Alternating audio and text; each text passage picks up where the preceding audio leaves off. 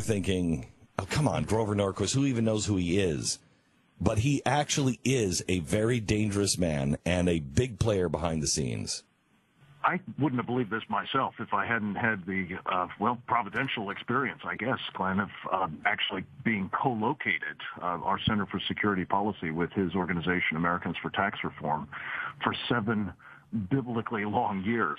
And in the course of that time, about a month after we moved into this shared sublet arrangement, a colleague of mine came to me and he said, you know, there's a Muslim Brotherhood front group on the other side of that Xerox room, which we happen to share.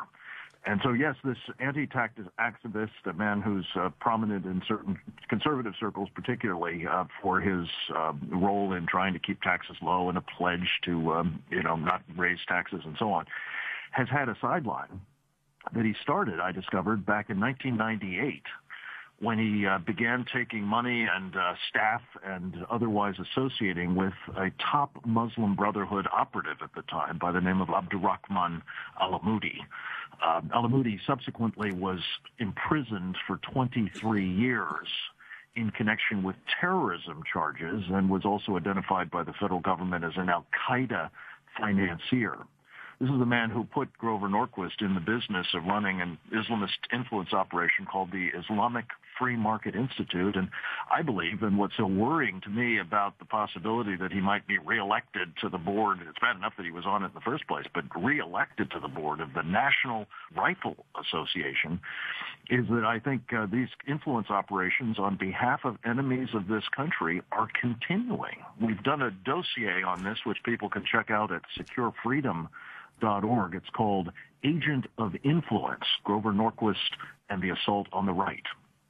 Wow. Tell us how he is an agent of influence and what you're concerned about with the NRA. I will tell you that I am so concerned about this, Frank, and I am not an expert on Grover Norquist by any stretch of the imagination. But I've heard enough that makes me concerned enough that, and I hope the leadership of the NRA hears this, and every member of the NRA hears this, that if this man is elected or reelected and confirmed on the board of the NRA, I may drop my membership in the NRA. I mean, I am that concerned that he is a very bad influence and a very bad man, that if this is who the NRA decides to put on their board of directors, I don't think I can be associated with them. Well, I have a feeling a lot of National Rifle Association members would feel the same way, Glenn, and I'm an admirer of that organization, by the way, so I don't want to see I am too. Come to it. But on the other hand, they do a lot of good, and they're right. Harm comes to it if you have people who have something other than its best interests at heart serving on the board of directors. And there are lots of different examples, and I just give you a couple that particularly worry me. One is Grover Norquist has been promoting, and he makes no bones about it, so-called leaders of the Muslim American community, a number of whom, not just Abdurrahman al-Amoudi, but Sami al-Arian, for example, have also been convicted on terrorism charges. Others are known Muslim Brotherhood operatives.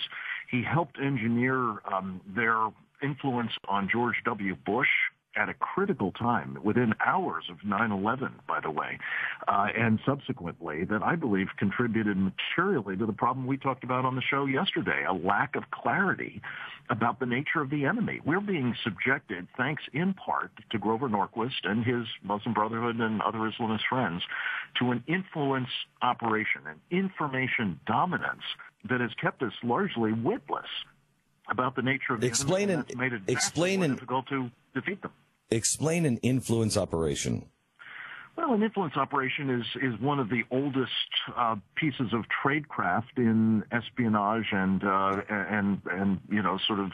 state operations against enemies.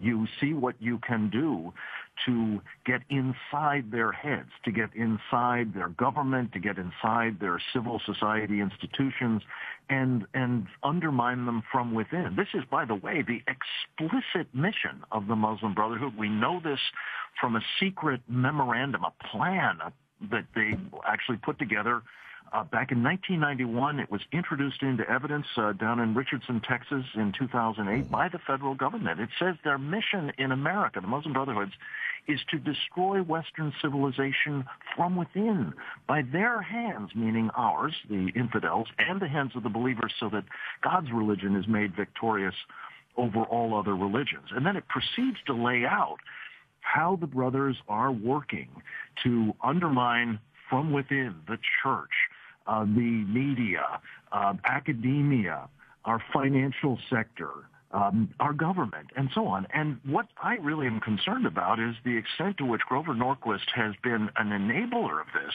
particularly against the conservative movement and against the Republican Party. It's a very serious problem. So, Frank, help me out on this, because that's a really serious charge you're making, that I mean, he's an agent of influence. Is he knowingly an agent of influence? What is his role in this, and why?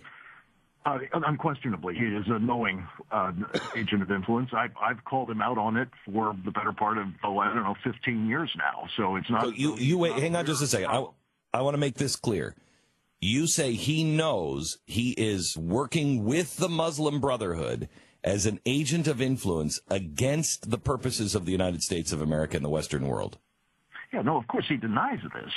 In fact, we have a new edition of this dossier coming out this week that has two extraordinary emails that he sent, one to the board of the National Rifle Association accusing me of all kinds of improper activities, and another to former Attorney General of the United States, Michael Mukasey, who, by the way, lent his name to this dossier, which was sent to the leadership at the time of the American Conservative Union about a year ago.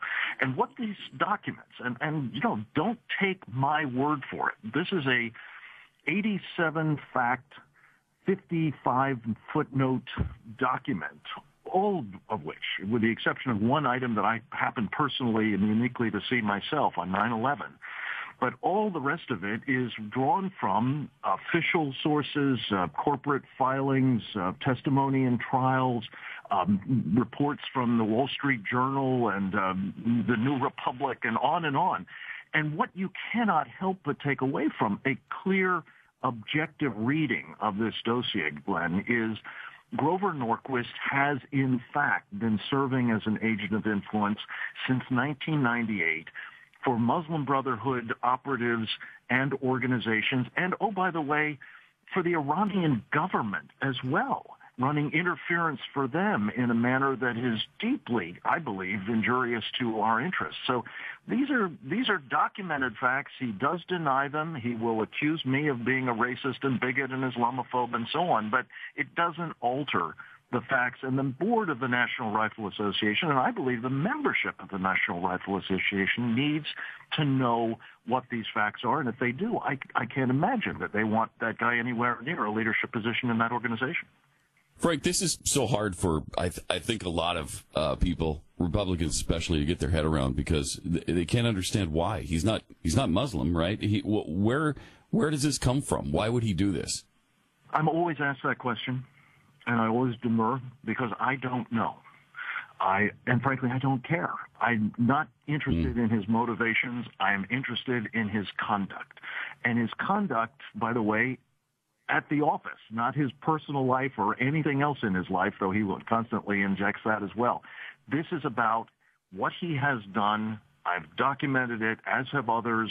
And the motivations may be interesting, but they truly are secondary. Anyone, again, I think anyone willing objectively to assess this situation is going to say, this isn't good for America. Unfortunately, it's not the only example. And if we had time, we could talk about a couple of others. Homa Abedin, one of the people who's featuring in this Hillary Clinton scandal, by the way, with her emails, one of the other people who had a private email account on that Clinton server, one of the other people who was a top State Department official and using those private emails evidently in violation of policy and perhaps the law, was also very closely tied both personally and through her family for generations to the Muslim Brotherhood.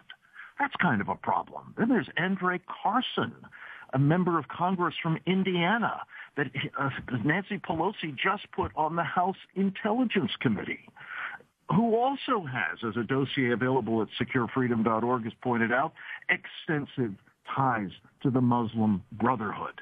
And then President Obama, in his recent Countering Violent Extremism Summit, talks about this wonderful mosque in Boston that is his outreach partner for countering violent extremism up there, called the Islamic Society of Boston.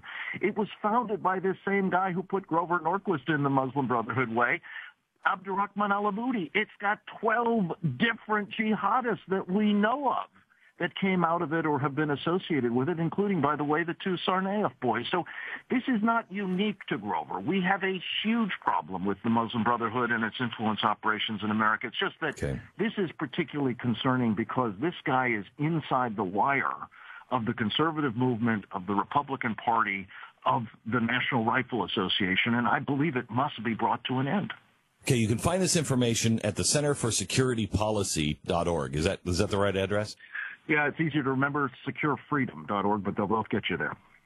Okay, securefreedom.org, and find this. And if you're an NRA member, if Grover Norquist is running for re-election on the board, and I find this so serious, and I find him such a dangerous man, that I may reject my membership of the NRA if he's reelected. I just don't think I can stand with the organization. And I love this organization. I think they do an awful lot of good, and I think they are really good people. And I've helped raise millions of dollars for them. But Grover Norquist is a very, very bad and dangerous man, in my opinion. And you need to do your own homework on it. Don't take my word for it. Don't take Frank's word for it. Don't take Grover's word for it. Do your own homework. Frank, thanks so much. We'll talk to you again. All right. Bye-bye. Sponsor this set.